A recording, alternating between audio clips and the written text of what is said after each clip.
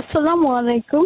গ্রামীণ ফোন থেকে তানিয়া বলছি। প্রিমিয়াম কাস্টমার হিসেবে হেল্পলাইনে কল করার জন্য ধন্যবাদ। কেমন আছেন আপনি? ওয়ালাইকুম সালাম। ভালো আছি না? কিন্তু কেটে আছো? ভালো আছো না? কিভাবে সহযোগিতা করতে পারি?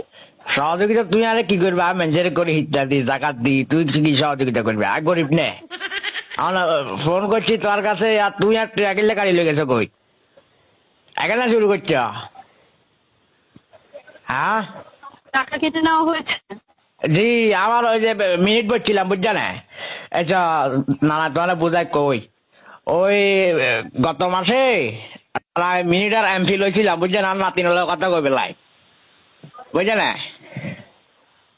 হ্যালো জি স্যার, শুনতে পাচ্ছি, বলুন। স্যার কই না, নানা কো নানা, স্যার করলে আবার জমিদার বাপ লাগে, বুঝছো না? ওই তারপরে যাই বলছি